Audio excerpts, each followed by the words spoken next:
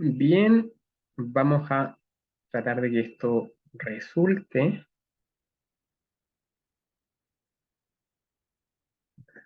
Parece que sí.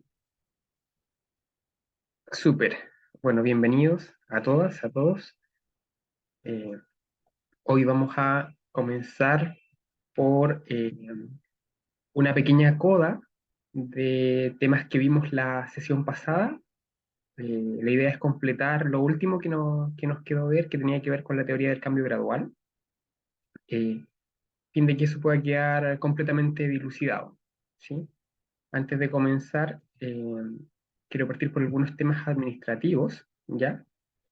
Van a recibir esta información en correo electrónico, de manera que para cuando vean este video ya debería estar bastante claro, pero quisiera partir por ofrecerles una vez más disculpas. La última clase no pude estar por motivos de salud, y dado que no tenemos demasiado tiempo para recuperar esta clase de manera presencial, en conversación con el director del programa, llegamos al acuerdo de subir cápsulas, en realidad de subir la clase completa, con todos los temas que nos correspondía ver hoy, eh, a través de entregas de aproximadamente una hora. Entonces, la primera será hoy, como les decía, esta especie de coda, ¿ya? La idea es que podamos, no necesariamente conversar, pero poder transmitirles al menos un poquito acerca de la evaluación y de la relación entre la evaluación y lo que vamos a ver ahora. Eh, Y como les decía, terminar esta sección. Ya en el video siguiente deberíamos estar viendo sistemas electorales. Vamos a dedicar una sesión, un video, digamos, entero a sistemas electorales. Un video también a sistemas de partidos, a partidos y sistemas de partidos, ¿ya? Y por último vamos a tener una sesión algo más breve sobre la relación entre ejecutivo y legislativo. Para moderar las expectativas, hay que decir que cada uno de estos temas por sí solo podría ocupar en realidad un semestre de clase. Los sistemas electorales, por ejemplo, se cuentan entre los temas más técnicos de la ciencia política, y eso significa que verlos en una sesión va a requerir cierto nivel de simplificación, pero creo que podemos sacar algunas lecciones importantes acerca de cada uno de estos temas. Así que, bueno, en lo administrativo eso, y respecto del tipo de formato de evaluación, también lo van a recibir por correo. Les anticipo, como les dije en la primera clase, que se va a tratar de una minuta de alrededor de 800 palabras, con un cierto margen de tolerancia, eh, y que va a estar centrada en la aplicación de los conceptos que hemos visto fundamentalmente en la clase anterior, ya las sesiones 2 y 3, y en esta coda, ¿sí? No obstante, si quisieran utilizar alguno de los elementos que vimos en la primera sesión, también pueden hacerlo, no hay problema con eso, ¿ya? Las instrucciones, el detalle, la pauta de evaluación van a ser entregadas por correo electrónico, probablemente en conjunto con el link para visualizar esta sesión. Bien, entonces recapitulemos. No nos vemos hace 3 semanas, de manera que es muy probable que muchos de los temas que vimos en la última sesión estén algo difuminados. Así que veamos brevemente lo que trabajamos en la sesión pasada. Vimos las definiciones acerca del concepto de institución, ¿sí? Vimos la posición de North, según la cual las instituciones son las reglas del juego, ¿cierto? Son creaciones humanas que permiten, pero también constreñen la interacción de los seres humanos, y cuya principal función es otorgar estabilidad a, a los patrones de interacción, ¿cierto? Pusimos el ejemplo del saludo, el hecho de que en una sociedad todos tengamos ciertas nociones de cuál es la forma de saludar, evita que tengamos que dedicarle demasiada energía a pensar en cómo saludar a alguien cuando le conocemos por primera vez, ¿cierto? Y también establece lo que queda fuera de lo que no es un saludo y lo que sí corresponde a un saludo. El ejemplo del saludo es un buen ejemplo porque además nos permite ver que las instituciones no son unívocas. Hay diferentes formas de saludar, algunas más apropiadas que otras, dependiendo del contexto, dependiendo de la relación entre los interlocutores, etc. Esa es la definición de North. North, que escribe en el año 90, el institucionalismo de elección racional. En cambio, las instituciones desde el institucionalismo histórico, del que hablamos también en la clase anterior y de la que vamos a hablar un poquito más ahora, eh, ven a las instituciones fundamentalmente como lo que Gómez denomina la teoría distribucional del poder, ¿cierto? Las instituciones como dispositivos que distribuyen el poder.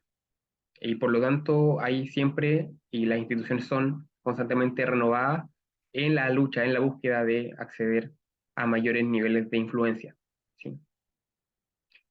Eh, Bien, la verdad es que eso no se trata de definiciones antinómicas. Si uno considera que el poder es una cuestión relacional y no es una cosa, no es que una institución distribuya, sino que más bien distribuya, quiero decir, una cosa, ¿cierto? El poder, como que lo partiera por pedacitos, no se trata de eso. Más bien, las instituciones establecen reglas, como dice North, pero esas reglas favorecen ciertas posiciones en detrimento de otras, ¿verdad? Lo que favorece la posición de algunos actores en relación a otros y la formación de ciertos conglomerados o de ciertas coaliciones de actores en detrimento de otras. Vimos la relevancia de las instituciones también, mostramos de qué manera las instituciones al ordenar los tipos de interacción social y las formas en las que los actores políticos interactúan, van configurando ciertos resultados políticos. eh, Hablamos de la importancia de la disminución de la incertidumbre, ¿sí? En el caso de North, eso es muy claro. North es un economista y cuando él habla de instituciones, habla del marco institucional, está pensando fundamentalmente en cómo ese marco institucional favorece o no el crecimiento económico, por ejemplo, en el largo plazo. De manera que la reducción de la incertidumbre es una de las principales causas de, el éxito o el fracaso económico, ¿cierto? No me voy a detener demasiado ahí, lo vimos en cierto detalle la clase anterior, eh, pero sí quiero volver a tocar algunos de los temas que tenían que ver con los modelos de equilibrio puntuado, ¿cierto? Esto sobre todo viene en el ámbito del institucionalismo histórico. Los modelos de equilibrio puntuado son estos modelos en los que se presume estabilidad, eh, y luego hay un momento en que las instituciones atraviesan espacios temporales, generalmente llamados coyunturas críticas, que son espacios en los que la agencia desempeña un papel más relevante que de costumbre. Las instituciones eh, están sometidas, digamos, a un cierto grado de estrés y en ese periodo de coyuntura crítica ese equilibrio se interrumpe. Por eso Gómez le denomina modelo de equilibrio interrumpido. Yo hablo de equilibrio puntuado, es una traducción más literal quizás desde el inglés. Eh, entonces, este equilibrio, este estado de cosas se interrumpe por un breve periodo, ¿verdad? Y eso da lugar a un nuevo equilibrio. Y ese es un modelo de equilibrio puntuado. En ese modelo, las coyunturas críticas, que son estos espacios breves de tiempo en los cuales las instituciones están más vulnerables a la agencia de los sujetos, juegan un rol importante en las coyunturas críticas y dan generalmente lugar a lo que se llama fenómenos de dependencia de la trayectoria o path dependence. ¿Ya? Vimos dos formas de entender el path dependence. Vimos el path dependence como retornos incrementales, cuando hicimos el ejercicio de los sobres, ¿cierto? De las tarjetitas de colores, y mostramos de qué manera, cuando uno tiene un fenómeno de retornos incrementales, los hechos que ocurren al principio de una secuencia de hechos tienen más peso en términos relativos que los hechos que ocurren más adelante, ¿cierto? Y también vimos la concepción del path dependence o dependencia de la trayectoria desde la perspectiva de los legados. Esta es la posición de James Mahoney, la de retornos incrementales es la de Paul Pearson.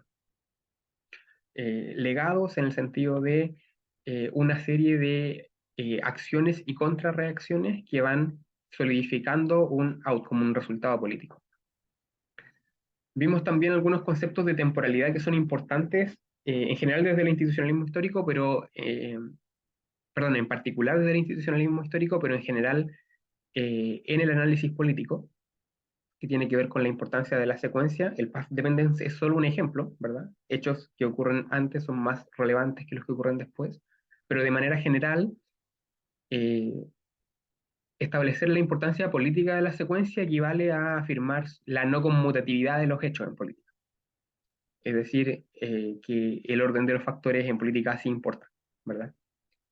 No da igual qué fenómeno sucede en qué momento, y eso, aunque en política es bastante evidente, en la ciencia política es un desarrollo relativamente reciente. Hasta no hace mucho tiempo atrás, bastaba con identificar cuáles eran las variables relevantes y en qué medida influían, Para tener un artículo publicado, hoy se presta más atención a la secuencia y es un avance que desde la disciplina valoramos bastante. El timing también lo vimos y conversamos del timing como un tipo particular de secuencia, como una secuencia que se da en un contexto que es cíclico, ¿verdad? Entonces dijimos que el timing, por ejemplo, tenía que ver con en qué momento en el tiempo ocurre un evento en el marco de un contexto cíclico, ¿verdad? Un ejemplo de eso pueden ser los ciclos electorales. Sabemos que existe cierto calendario electoral y hay, por ejemplo, los gobiernos tienden a priorizar ciertos proyectos el primer año de ese ciclo porque saben que ese primer año suele haber un contexto político más favorable, suelen establecer sus proyectos de largo plazo, sus iniciativas de largo plazo en el último año, porque está toda esta especie de efecto legado, y el clima es más favorable para ese tipo de proyectos, etcétera, ¿cierto? Conversamos también que incluso los errores en política pesan de manera muy diferente dependiendo de en qué momento de un ciclo ocurren, ¿cierto? Uno puede cometer un error importante 2 días antes de la elección o 2 días después de la elección y los resultados son en general bastante diferentes. Eh, la última elección en la gobernación de Santiago es un buen ejemplo de lo recién expuesto. El ritmo también hablamos del ritmo, a veces en inglés eso se llama pace, que es la velocidad, digamos, del cambio. En general el ritmo importa porque genera distintos tipos de resistencia. Un cambio, sobre todo si es un cambio profundo que se da de manera muy rápida, puede generar un nivel de resistencia muy elevado que lo hace inestable, ¿sí? Ese no es siempre el caso, pero podría ocurrir. Eh, en otros, en otros momentos a veces se recomienda un cambio rápido, justamente porque un cambio profundo hecho de manera lenta habilita a los actores para tener más tiempo para desplegar sus estrategias de oposición, etcétera, ¿no? Pero en cualquiera de los dos casos, eh, podemos afirmar que existe una diferencia entre un ritmo rápido y un ritmo lento del cambio institucional, incluso si la magnitud del cambio es igual. Y hay que distinguir, por lo tanto, lo que es el ritmo de un cambio institucional que es su magnitud. Un cambio institucional puede ser pequeño y puede ser rápido, o puede ser un gran cambio hecho de manera lenta, ¿sí? Por último, vimos también los procesos de movimiento lento. Esto es, digamos, un subconjunto del tema del ritmo, pero los procesos de movimiento lento a menudo son poco estudiados y la razón es que justamente se requiere mucho tiempo para visualizarlo. Entonces, un proceso de movimiento lento no es lo que uno espera encontrar en un análisis de coyuntura, ¿sí? Se ven a veces 25 o 30 años más tarde. ¿Sí? Si uno piensa en un ejemplo, quizás la Cámara de los Lores en el Reino Unido, ellos tienen una Cámara baja, la Cámara de los Comunes, que es una Cámara electa, y tienen una especie de Senado, que es la Cámara de los Lores, que es una Cámara aristocrática y hereditaria. Y sin embargo, es una institución que no es la sombra de lo que era hace 100 años, pero fue reformándose a través de muchísimos cambios muy lentos, de manera que en ningún momento pareció que la Cámara perdía demasiado poder, la Cámara de los Lores. Pero cuando uno mira en perspectiva larga, puede ver la magnitud del cambio y en realidad es mucho más profundo de lo que parecía situado en un punto en el tiempo. ¿Sí? Los procesos de movimiento lento, por lo tanto, pueden ser muy, muy significativos en política. Un proceso de movimiento lento, por ejemplo, la disminución en Chile, la disminución del turnout electoral, de la participación electoral. Cuando uno mira la participación electoral desde 1990 hasta 2015, que es cuando perdón, hasta 2010, que es la última elección con voto, 2009, la última elección con voto obligatorio, uno nota un sostenido descenso en la participación electoral. Cuando uno vuelve a los análisis de la época, rara vez se daba cuenta de esa disminución de la participación electoral, sino hasta ya muy encima. Y eso se debe a que en general la participación bajaba solo un cierto umbral. Cuando uno ve la tendencia, dice, bueno, aquí hay un proceso evidente eh, de la sociedad de desafección creciente, pero eso solo se observa en perspectiva larga. Bien, vimos también y entramos a lo que iba a ser el marco del cambio institucional gradual, ¿cierto? Hablamos de que el principal objetivo del marco de cambio institucional gradual era superar el equilibrio puntuado, superar estos modelos que suponían estabilidad interrumpida por pequeños periodos de cambio para ser eh, continuadas por otro periodo largo de estabilidad. El marco de cambio institucional gradual lo que busca es eh, reincorporar o rehabilitar la idea de las instituciones como en constante cambio, ¿sí? Antes que en estabilidad constante. Eh, Vimos también los tipos de cambio gradual y hasta ahí me parece que llegamos la clase anterior, ¿sí? Vimos el desplazamiento, vamos a nombrarlas una vez más. El desplazamiento, que es la eh, introducción de nuevas reglas, la introducción de nuevas instituciones que reemplazan a instituciones anteriores, ¿ya? Vienen a reemplazar instituciones. Y ese tipo de cambio, cambio por desplazamiento, puede ser un cambio, digamos, rápido, puede ser lento, puede ser de gran magnitud o no. Cuando tenemos cambios generalmente rápidos y grandes, estamos en presencia de coyunturas críticas.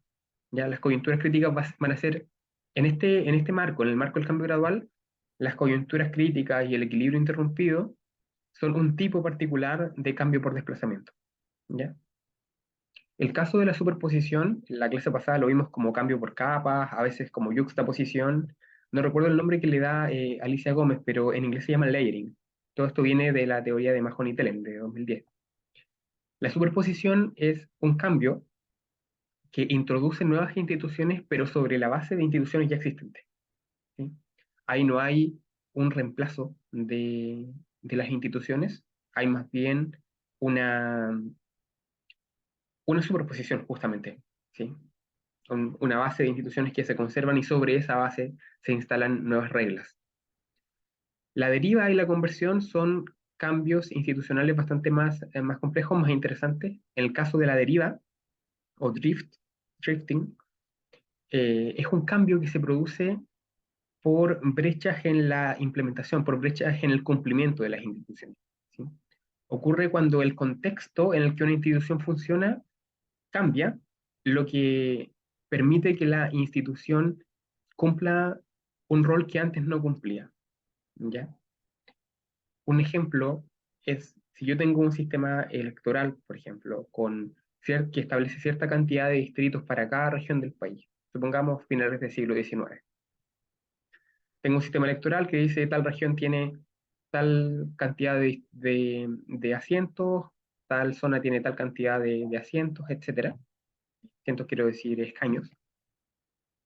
¿Qué ocurre cuando el país atraviesa, por ejemplo, un periodo de migración interna muy elevado? La gente del campo va a las ciudades y los distritos, los escaños siguen siendo los mismos.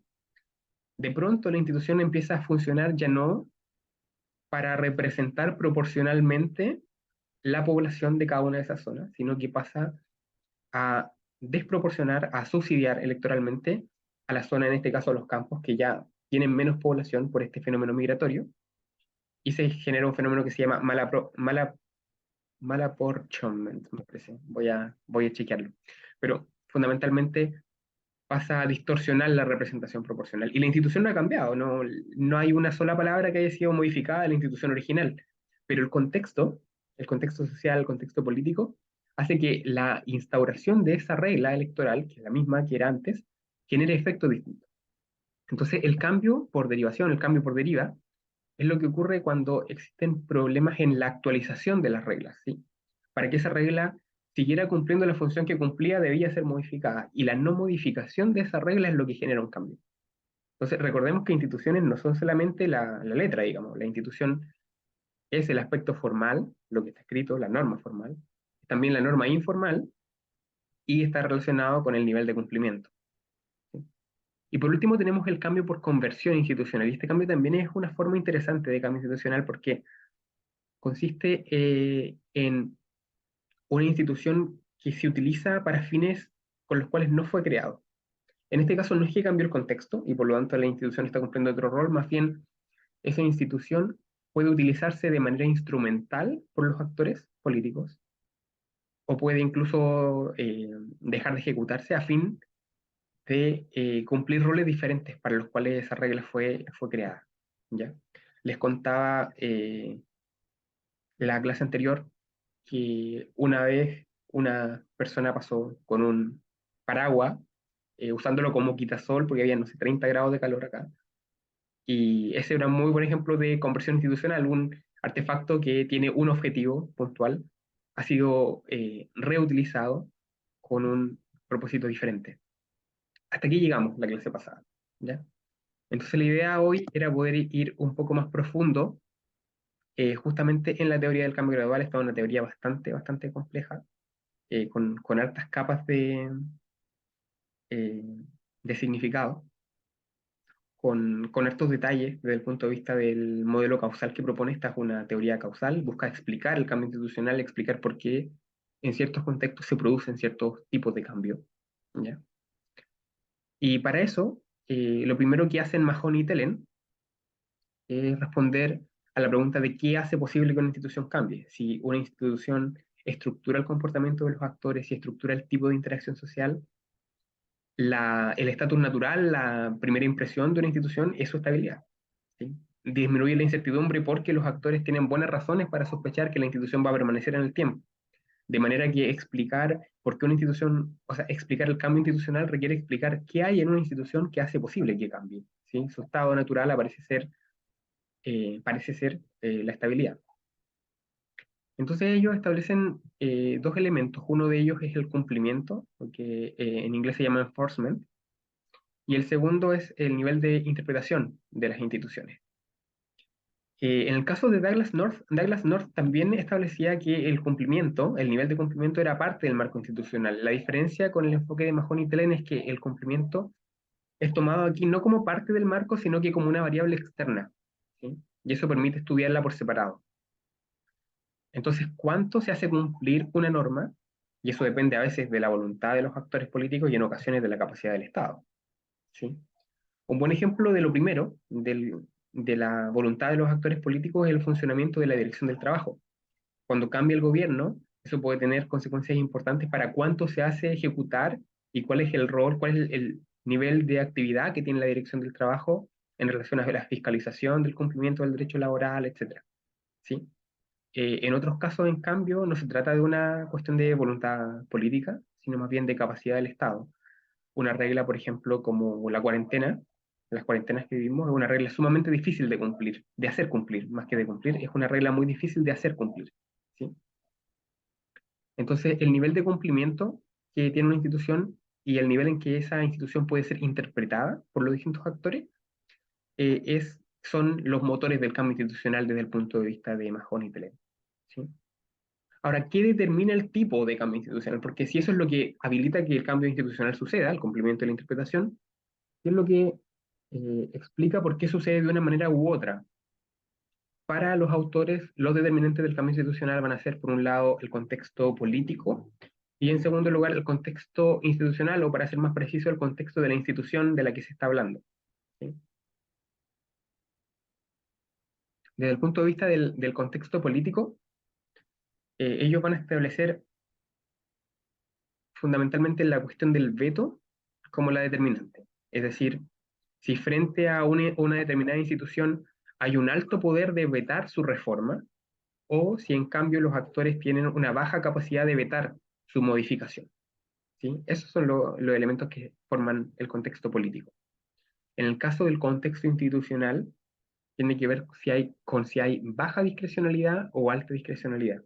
Y esa discrecionalidad tiene que ver con el nivel de cumplimiento, justamente, y con el nivel de interpretación.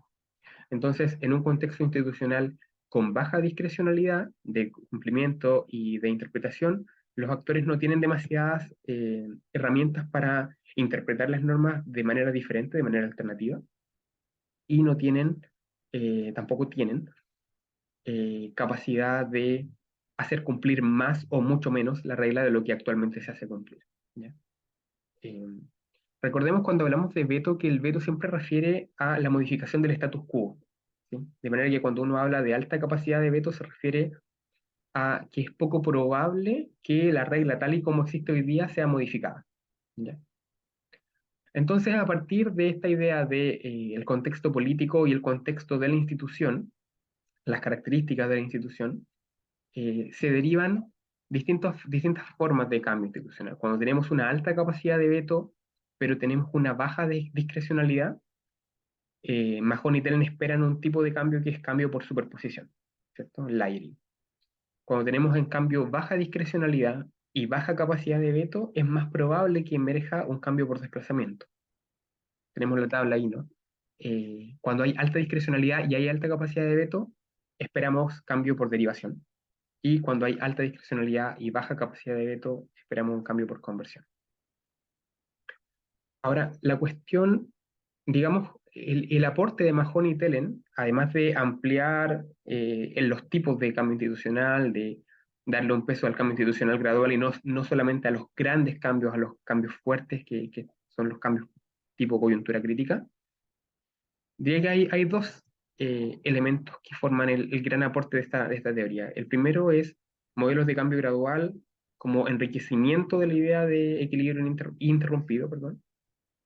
Y la segunda es la restitución de la agencia en el cambio institucional. ¿Por qué? Porque el institucionalismo, particularmente el institucionalismo histórico, había sido siempre acusado de tener un cierto rasgo estructuralista, de manera que aquellos aspectos del contexto determinaban el funcionamiento en general de los resultados políticos. Pero en el caso de Mahoney y Telen, aunque a primera vista este esquema sugiere la idea de el contexto determina qué clase de cambio vamos a observar, ellos restituyen la agencia a partir de la introducción de la idea de tipos de actores. ¿Sí? Entonces, eh, van a establecer una tipología de actores. Esa tipología se basa en la actitud, se funda en la actitud de los actores hacia ciertas instituciones. Eso quiere decir, y esto es muy importante, que un tipo de actor respecto de una institución puede ser otro tipo de actor si estamos mirando una institución diferente. ¿Sí? La tipología se funda en dos preguntas. La primera es si los actores tienen o no interés en preservar la institución, y la segunda si están dispuestos a seguir las reglas que esa institución establece. Van a establecer entonces cuatro tipos de actores. El primer tipo de actor es el actor que ellos denominan insurreccional, que busca cambiar la institución, no busca preservar la institución, y tampoco está dispuesto a seguir las reglas de esa institución. Esta tipología, esta caracterización difiere de los actores subversivos. Los actores subversivos tampoco quieren preservar la institución, es decir, también están a favor del cambio de la modificación de la institución, pero sí están dispuestos a seguir las reglas de la institución. Por otro lado, tenemos actores simbiontes, que son actores, bueno, vienen dos variedades, los simbiontes pueden ser simbiontes parasitarios o simbiontes mutualistas, y en ambos casos están por preservar la institución, pero sin embargo no por seguir las reglas de la institución. En el caso de los simbiontes parasitarios, podríamos pensarlo de este modo, mejor y lo dicen así, son quienes están dispuestos a seguir la regla, la letra de la institución, pero no su espíritu. En el caso de los simbiontes mutualistas es al revés. Eh, Están dispuestos a seguir el espíritu de la norma, pero no la letra de la norma. Por último, tenemos los oportunistas, los actores oportunistas, y ellos pueden o no estar a favor de preservar una institución y pueden o no seguir las reglas de esa institución, y eso depende fundamentalmente de la lectura que ellos hagan del contexto. Es decir, si consideran que el cambio institucional es inevitable, se van a sumar a esa ola de cambio. Si consideran eh, en contraste que la institución goza de buena salud, probablemente se sumen al status quo. ¿Sí? Entonces, bien, ¿cómo funciona la agencia y la estructura en el modelo de cambio institucional para Mahoney y Telen? Vimos este bote la clase pasada, lo vimos cuando hablamos del tipo de explicaciones que formaba el institucionalismo de la elección racional, porque este tipo el bote, ¿no? Este tipo de cambio, este esquema de transformación social, es propio del individualismo metodológico, ¿cierto? Lo vimos con el ejemplo de Weber también. Teníamos la religión, los valores, el comportamiento, y acá arriba de nuevo en el nivel macro, eh, el tipo de sistema económico. Bien, aquí en el nivel macro vamos a tener el contexto político institucional, lo conversamos recién, el contexto político, el nivel de actores de veto, el contexto institucional, el nivel en el que se puede o no interpretar de manera laxa o de manera estricta, o hacer cumplir de manera laxa o de manera estricta una institución. Y ese contexto político, ese contexto institucional favorece el surgimiento de ciertos tipos de actores, ¿ya? Los actores que acabamos de ver, ¿no? Insurreccionales, subversivos, simbiontes, oportunistas, florecen en ciertos tipos de contextos políticos o institucionales. Estos actores pueden surgir en todos ellos, ¿sí? No quiere decir que solo aparezcan en ciertos contextos, pero hay contextos que son más favorables para ciertos tipos de actores que para otros. A su vez, una vez que esos actores están instalados, despliegan comportamiento estratégico y dependiendo de sus fines y de sus medios, ¿sí? Es decir, de si buscan o no preservar la institución y de si están o no dispuestos a seguir esa regla, van desplegando estrategias que favorecen ciertos tipos de cambio institucional en desmedro de otros tipos de cambio institucional. Y volvemos arriba, al nivel macro, donde ocurre ese cambio, ¿sí? Recordemos acá a nivel macro, aquí a nivel de los agentes. Y entonces vemos cómo este nivel contextual, estructural, permea a nivel de formación de actores, a nivel de florecimiento de esos actores, a nivel de eh, favorecer ciertas estrategias, eh, obstaculizar otras estrategias, y que el conjunto de esas estrategias entonces va a dar lugar al cambio institucional, ¿sí? A un cierto tipo de cambio institucional. Quiero solo cerrar con la idea de esto rehabilita la idea de la agencia en el institucionalismo histórico y su relación con la estructura. Bien. Por último, entonces, ¿cómo quedaría este modelo de cambio institucional? Tenemos entonces contextos institucionales con baja discrecionalidad, con alta capacidad de veto, que dan lugar a actores subversivos, y para cada combinación tenemos ciertos tipos de actores y cada tipo de actor está ligado a un tipo de cambio particular. Ahora la pregunta, por ejemplo, ¿por qué los actores insurreccionales aparecen en contextos institucionales de baja discrecionalidad y de baja capacidad de veto? Bueno, porque en contextos de baja discrecionalidad no es posible interpretar la norma de otra manera, ¿sí? No es posible modificar el resultado político a partir de un uso estratégico, por ejemplo, limitando o aumentando el nivel de cumplimiento de la institución. Por lo tanto, aquellos actores que persiguen un cambio intentan modificar la norma formal, ¿sí? Porque el recurso de la interpretación no está disponible, porque el recurso de un mayor cumplimiento o un menor cumplimiento no está disponible, y porque hay una baja capacidad de veto, lo que permite reemplazar una norma por otra. Por eso, los actores insurreccionales aparecen en estos contextos y por eso están ligados al cambio por desplazamiento. En cambio, los actores subversivos, que están dispuestos a seguir la norma aunque desean reemplazar la norma, aparecen en contextos que si bien tienen baja discrecionalidad, tienen una alta capacidad de veto. Y por eso el tipo de cambio al que están asociados es un cambio por superposición, porque son actores que tienen la capacidad, eventualmente, si logran generar una coalición suficientemente amplia, de introducir nuevas normas, pero como la capacidad de veto es alta, no pueden reemplazar las existentes. De manera que tienen que trabajar en un, digamos, en un esquema institucional con varios niveles, ya con varias capas. En cambio, cuando tenemos acá a los oportunistas, ¿por qué los oportunistas aparecen en un contexto con baja capacidad de veto? Bueno, porque los actores que están a favor de la permanencia de la institución, en contextos donde hay baja, donde tienen escasas capacidades de veto, están dispuestos a aliarse con los oportunistas, ¿sí? Están dispuestos a que esa institución sea utilizada de otra manera con tal de que esa institución no desaparezca. Porque cuando a ellos les toque utilizarla, van a poder utilizarla de la manera en que acostumbran, ¿verdad? Entonces, a fin de salvaguardar la letra de la institución, están dispuestos a aliarse con oportunistas. Por eso los oportunistas tienen mejores chances en contextos con baja capacidad de veto y con alta discrecionalidad. ¿Por qué con alta discrecionalidad? Porque eso es lo que les permite interpretar la norma de manera distinta al modo en el cual la norma fue creada. Y en el caso de los simbiontes aparecen en contextos de alta capacidad de veto, pero también de alta discrecionalidad. ¿Qué implica esto? Implica que en contextos con alta capacidad de veto es poco probable un cambio, pero dado que existe alta discrecionalidad es posible explotar la institución. Entonces, el caso de los simbiontes es muy particular porque son actores que están dispuestos a que una institución continúe, que son capaces de anidar, de anclar sus intereses a los intereses de la institución. O sea, su interés se garantiza en el hecho de que la institución sobreviva. Ellos están a favor de que la institución sobreviva.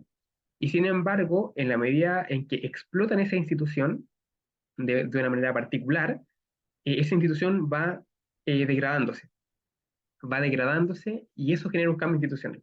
Si hay doctores que están de acuerdo con que la institución permanezca, son actores que facilitan su cambio, su modificación. ¿Sí? Y bien, me parece que sí, esto es todo lo que tenía para ustedes hoy. Así que lo vamos a dejar hasta acá.